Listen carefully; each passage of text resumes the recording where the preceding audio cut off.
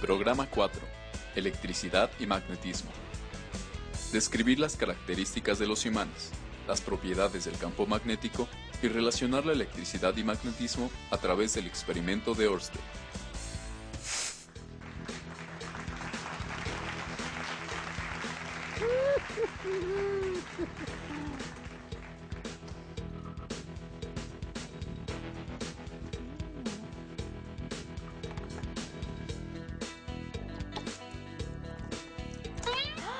¿Y eso?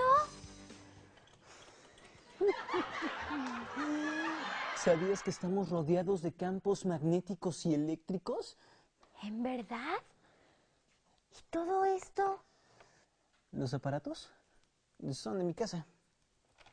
¿Tu mamá sabe lo que hiciste? No lo creo. Si lo supiera, ya estaría aquí quitándome mis objetos de estudio. Ay, pues bueno. Ese objeto de estudio creo que antes era su licuadora. Escúchame bien. He logrado un gran avance en mis estudios al haber confirmado mis suposiciones. ¿Cuáles son? Que no podré terminar de arreglar todo esto. Digo, que el electromagnetismo está en todas partes. En la televisión, en el microondas, en el radio, en el tostador y, por supuesto, en la licuadora. ¿Y para darte cuenta de eso tuviste que destruir la licuadora? Yo creo que ahora sí tu mamá ya no te va a poder hacer licuados. ¿Las salsas? Sí, también las salsas. ¿Las salsas? Por eso, la verde, la roja, el guacamole. No, que si las salsas, que me estás pisando y me duele. Ay, perdón. No hay problema.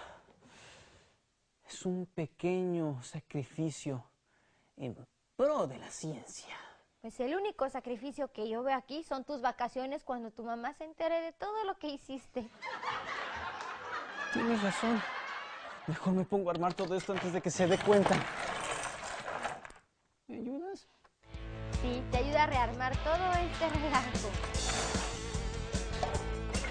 Pues agarra. La energía magnética o magnetismo es una de las interacciones fundamentales de la naturaleza y se define como la fuerza de atracción o repulsión que algunos materiales ejercen sobre otros. El origen de la palabra magneto proviene de las cualidades magnéticas de ciertas piedras a las que se denominó magnetita, pues provenían de Magnesia, ciudad griega de la región de Tesalia. Las propiedades magnéticas que observamos en un imán a nivel microscópico, por ejemplo, al atraer o repeler otros materiales, en realidad se originan a nivel atómico, en ciertas regiones llamadas dominios magnéticos, que tienen dos polos. Estos dominios son la suma de los momentos angulares del giro o spin de los electrones y se ven afectados por la temperatura y por la presencia de otros campos electromagnéticos. El campo magnético es la región del espacio en donde las fuerzas magnéticas ejercen su influencia. A los materiales que tienen alta permeabilidad magnética se les conoce como materiales ferromagnéticos. El hierro, el níquel y el cobalto, así como algunas de sus aleaciones y compuestos, son materiales ferromagnéticos. Los imanes pueden ser naturales o artificiales y también permanentes o temporales. Un imán natural es todo mineral con propiedades magnéticas, como la magnetita, un poderoso imán compuesto en su mayoría por óxido de hierro, capaz de atraer o repeler las sustancias ferromagnéticas. Los imanes artificiales son materiales ferromagnéticos a los que se les ha comunicado la propiedad magnética mediante la frotación con un imán natural. Aunque un imán se parte en muchos pedazos, estos siempre presentarán dos polos, aunque su fuerza disminuye. Cuando el campo magnético es producto del flujo de una corriente eléctrica, se tiene un electroimán, cuyo magnetismo es temporal, pues termina cuando cesa la corriente eléctrica. Los polos iguales se repelen, y los polos distintos se atraen. Para conocer la polaridad de un imán, se considera la tendencia que tienen todos ellos de orientarse con los polos magnéticos de la Tierra, que posee un enorme imán. Las brújulas apuntan hacia el norte geográfico, que en realidad es el polo sur magnético. Bien, a continuación veremos cómo funciona un electroimán. Para ello necesitaremos un clavo de aproximadamente 10 centímetros de largo, alambre de cobre, cuyo diámetro no es muy importante, una pila de 9 volts y diversos objetos metálicos. Primero diseñaremos nuestra bobina. Sujetamos el clavo de la parte superior con una mano y con la otra tomamos el alambre de cobre, dejando libre 5 centímetros de este. Limamos una pequeña porción del alambre para eliminar el esmalte. A continuación, procedemos a enrollarlo de modo que no quede ningún espacio o hueco entre una vuelta y otra. Daremos de 150 a 200 vueltas hasta enrollar aproximadamente 5 centímetros de largo del clavo.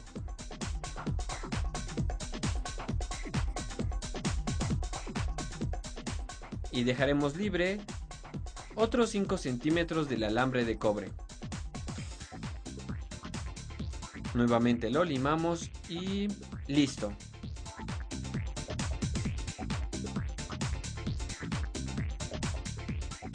Para realizar una prueba, colocamos el electroimán de tal manera que cada extremo del alambre de cobre quede unido a cada polo de la pila y la punta del clavo esté libre para acercarla a los diversos objetos, que al ser ferromagnéticos como el clavo, serán atraídos por este.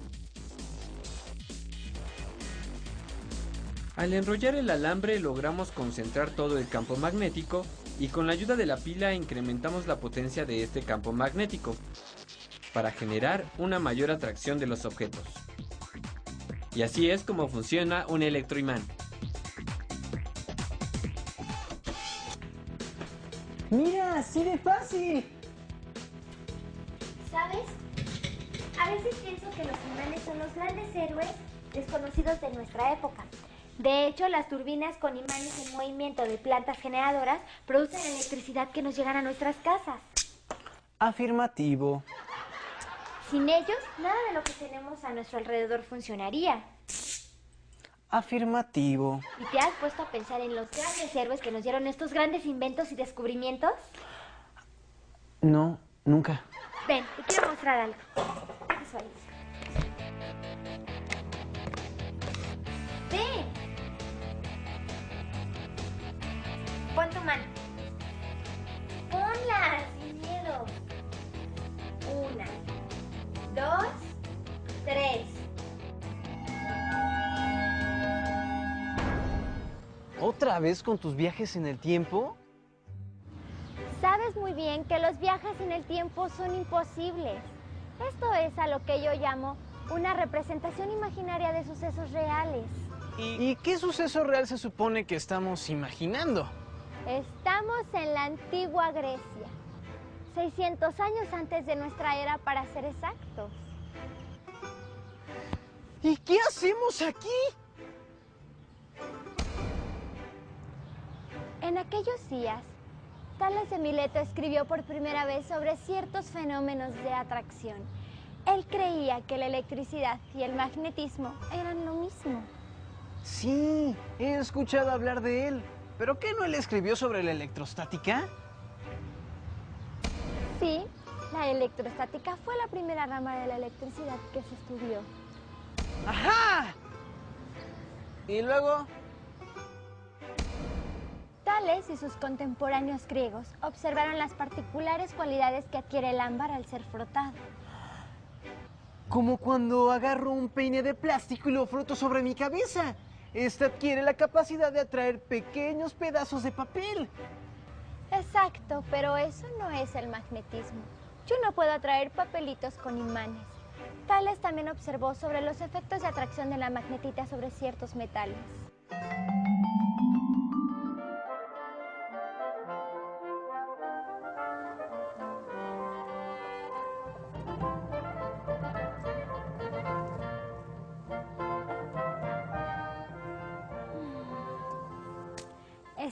en el siglo XIII.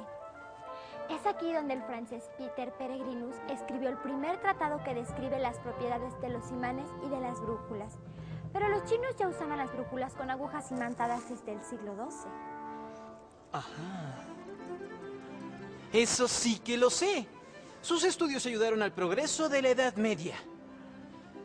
¿Estamos en Francia de 1269? No. Después de los estudios de Peter Peregrinus, Girolamo Cardano escribió sus investigaciones. Y en ellas distinguía por primera vez en la historia las fuerzas eléctricas de las magnéticas. Estamos en las Bahamas en 1492. No. ¿Estamos en la India en 1498? No. Estamos en Italia en 1550. No. Estamos en Inglaterra. Ah, ya lo sabía.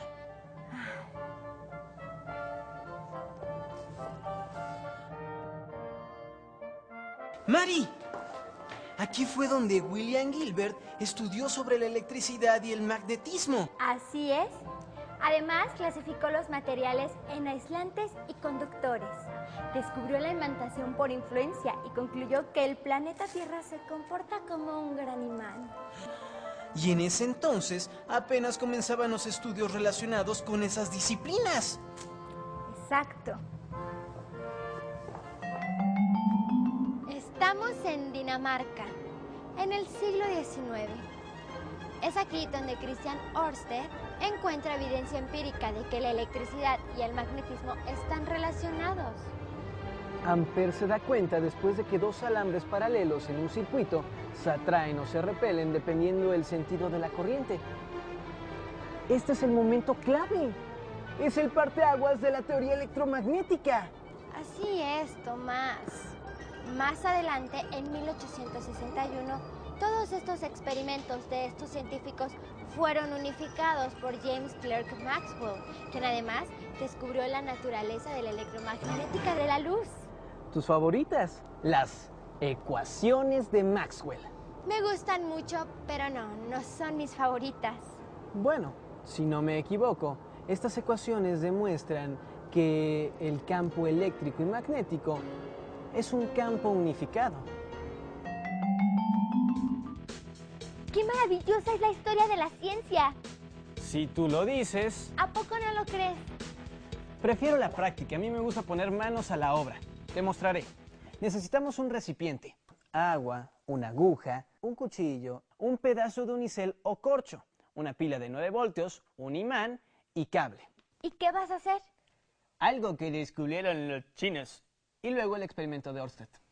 Primero vamos a agarrar nuestra aguja y la vamos a imantar. Tiene que pasar por todo el imán, todo el imán. Muy bien.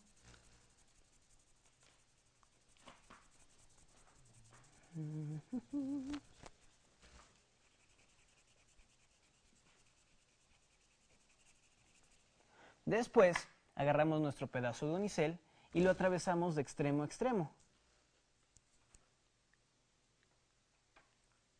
¡Ya tenemos nuestra brújula! No. Tenemos un pedazo de unicel atravesado por una aguja imantada. Hasta que la pongamos en el agua, será nuestra brújula casera. ¡Excelente! Ahora haremos el experimento de Ørsted. Necesitamos una pila y el cable. Lo tenemos que pasar por encima de nuestra brújula casera, conectar los cables positivo y negativo,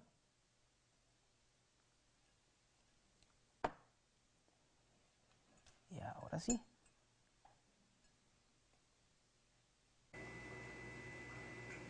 ¡Guau! ¡Se mueve la aguja! Claro que se mueve. El flujo de electrones que pasa por el cable crea un campo magnético que interfiere con la orientación de la brújula casera. ¡Es increíble! Ahora movamos la brújula del lugar. La dirección de la corriente en el circuito determina la dirección del campo magnético. O sea que si mi pulgar apunta en un sentido, mis dedos indican el sentido del campo magnético. Como en los videojuegos, Ay, tú a todo le tienes que encontrar forma de videojuego. ¿no? Como hemos visto, la electricidad y el magnetismo son dos fenómenos ligados fundamentalmente, y el electromagnetismo es la teoría física que los unifica. Faraday demostró que dos cables paralelos en un circuito poseen un campo magnético. Los fundamentos del electromagnetismo los podemos encontrar desde la Grecia antigua hasta la Europa renacentista. Pero no fue sino hasta el siglo XIX, con los experimentos de Ørsted y las teorías de Faraday y Ampère, que Maxwell logró sentar las bases para su estudio formal. El estudio formal del electromagnetismo nos ha permitido tener avances tecnológicos significativos en nuestras vidas modernas. Desde los discos duros o la banda magnética de las tarjetas de crédito que almacenan información valiosa, los electroimanes hacen funcionar muchos aparatos, como las bocinas de nuestro equipo de sonido o como los motores eléctricos que nos ayudan a impulsar vehículos y maquinaria industrial.